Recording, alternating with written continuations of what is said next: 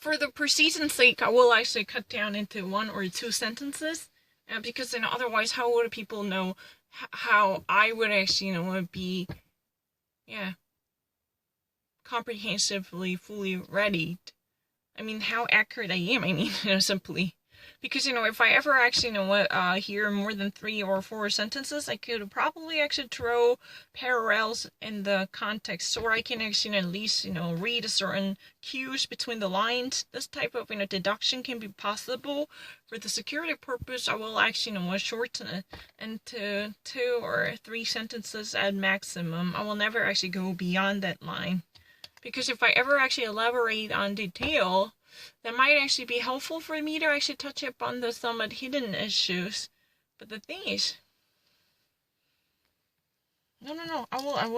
No, I'm not actually thinking about it. That's a really ridiculous argument. It's so not true.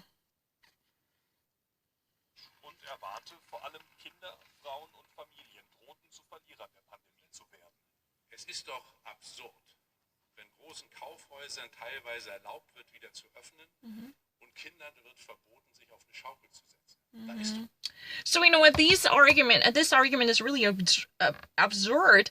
Certain shopping mall centers are actually, allowed to open. However, certain children are not allowed to actually, use the playground and ride a swing. These type of opportunities are not actually allowed. The children are not supposed to sit on the swings to actually, enjoy the playtime in the playground. Then don't you not actually think that this kind of argument is really stupid? Yeah. Because it has been actually said that there are certain type of loopholes that might actually leave many women and children in vulnerability. Especially the children and the women and female bodies.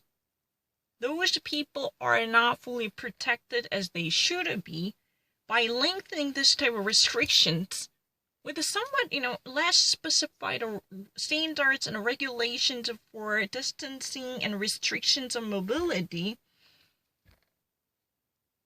The vulnerable parts of the society could experience further damage on their freedom and human rights, because they're not actually served with the equal representation or equal freedom and civil liberties they deserve. That's really the problem at this moment. It's really somewhat absurd to hear this argument. They can actually, give a permission to operate the businesses for certain shopping malls. They can actually, they can be in operation by opening the doors for shopping centers and malls, or even boutiques, or shopping malls, or shopping stores. They can actually, be in full swing, but children cannot actually ride and swing. They can never actually sit on the swings. They cannot actually sit on the swings in the playground to play with the children and the classmates, and they cannot do it. Don't you not actually think that there is a certain logical deficiency which reflects, absurdity, according to the estimation by the bot, a link politician? Yeah, sure, I can hear it. Etwas schief. Nur in einem waren sich dagegen fast alle einig. Im Dank an die Bevölkerung, die sich einschränkt und Hilfsbereitschaft zeigt. Despite all the difference, there is one thing that might actually, bring all together. They just really wanted to actually, say thank you for those, in the territory to help people. Those either in the nursing, or those in the medical science, or those in the paramedics, or anyone who've been actually dealing with the coronavirus. And they're actually being thanked.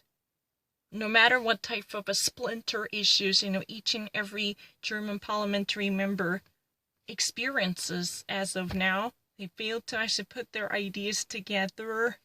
They're actually experiencing a disintegration when it comes to unifying their differentiated viewpoints. But they had one thing in common. They definitely have such insufficient and abounding thankfulness for those in the league dealing with the virus and the infected for public health. Yeah, at least they say thank you.